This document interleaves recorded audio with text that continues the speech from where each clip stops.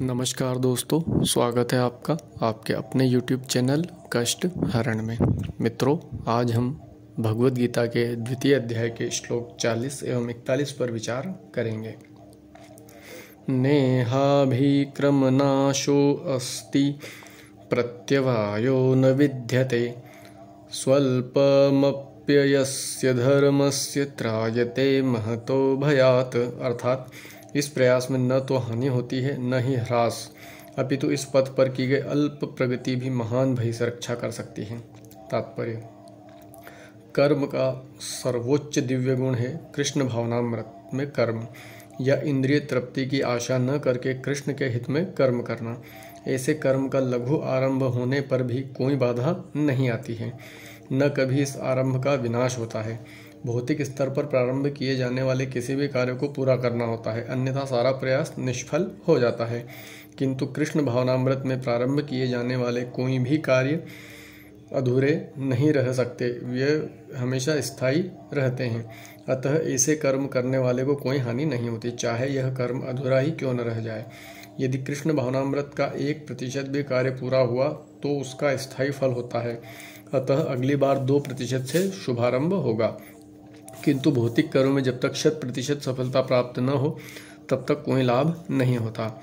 अजामिल ने कृष्ण भावनामृत में अपने कर्तव्य का कुछ ही प्रतिशत पूरा किया था, किंतु भगवान की कृपा से उसे 100% लाभ हुआ। इस संबंध में श्रीमद् भागवत में एक अत्यंत सुंदर श्लोक आया है। त्यक्त्वा स्वधर्मचरणाम्बुजं हरेर्भजनं पक्वोऽथ पतेत्ततो यदि यत्र क्व वा भ्रद्रमभूदमुष्य किं को वार्थ आप्तो अभजतां स्वधर्मतः। यदि कोई अपना धर्म छोड़कर कृष्ण भावनामृत में काम करता है और फिर काम पूरा न होने के कारण नीचे गिर जाता है तो उसको क्या हानि, और यदि कोई अपने भौतिक कार्यों को पूरा करता है तो इससे उसको क्या लाभ होगा। अथवा जैसा कि ईसाई कहते हैं, यदि कोई अपनी शाश्वत आत्मा को खोकर संपूर्ण जगत को पा ले तो मनुष्य को इससे क्या लाभ होगा। भौतिक कार्य तथा उनके फल शरीर के साथ ही समाप्त हो जाते हैं, किंतु कृष्ण भावनामृत में किया गया कार्य मनुष्य को इस शरीर के विनिष्ट होने पर भी पुनः कृष्ण भावनामृत तक ले जाता है। कम से कम इतना तो निश्चित है कि अगले जन्म में उसे सुसंस्कृत ब्राह्मण परिवार में या धनी मानी कुल में मनुष्य का शरीर प्राप्त हो सकेगा, जिससे उसे भविष्य में ऊपर उठने का अवसर प्राप्त हो सकेगा। कृष्ण भावनामृत में संपन्न कार्य का यही अनुपम गुण है। श्लोक 41। व्यवसायात्मिका बुद्धिरेकेह कुरु नंदन बहुशाखाह्रानन्ताश्च बुद्धयो अव्यवसायिनाम्। अर्थात जो इस मार्ग पर है वे प्रयोजन में दृढ़ रहते हैं और उनका लक्ष्य भी एक होता है। हे कुरुनंदन, जो दृढ़ प्रतिज्ञ नहीं है उनकी बुद्धि अनेक शाखाओं में विभक्त रहती है। तात्पर्य: यह दृढ़ श्रद्धा कि कृष्ण भावनामृत द्वारा मनुष्य जीवन की सर्वोच्च सिद्धि प्राप्त कर सकेगा व्यवसायिका बुद्धि कहलाती है। चैतन्य चरितामृत में कहा गया है, श्रद्धा शब्दे विश्वास कहे सुदृढ़ निश्चय कृष्ण भक्ति केले सर्व कर्म कृत है।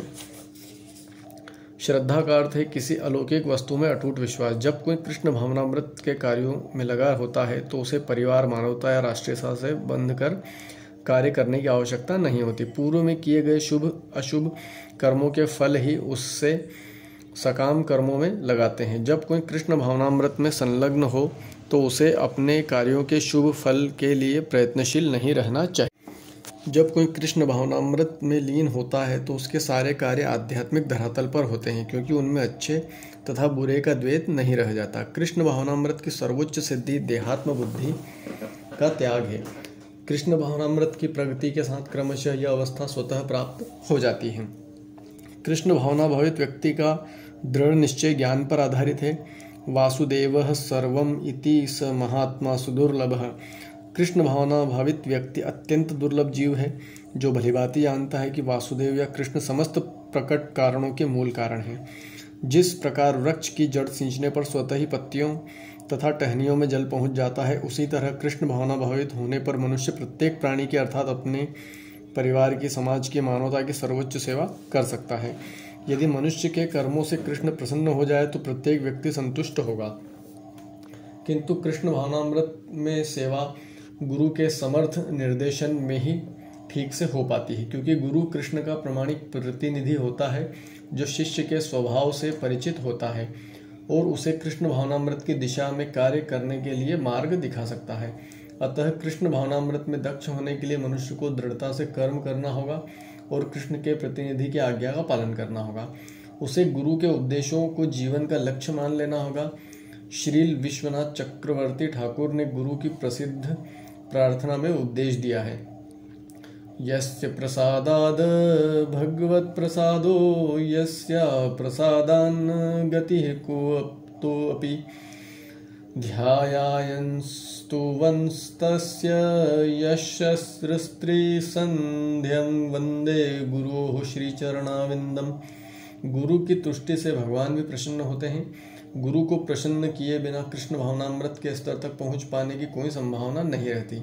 अतः मुझे उनका चिंतन करना चाहिए और दिन में 3 बार उनकी कृपा की याचना करनी चाहिए और अपने गुरु को सादर नमस्कार करना चाहिए। किंतु यह संपूर्ण पद्धति देहात्म बुद्धि से परे है, सैद्धांतिक रूप में नहीं वरन व्यवहारिक रूप में पूर्ण आत्मज्ञान पर निर्भर करती है। जब सकाम कर्मों से इंद्रिय तृप्ति की कोई संभावना नहीं रहती, जिसका मन दृढ़ नहीं है, वही विभिन्न सकाम कर्मों की ओर आकर्षित होता है। हरे कृष्ण।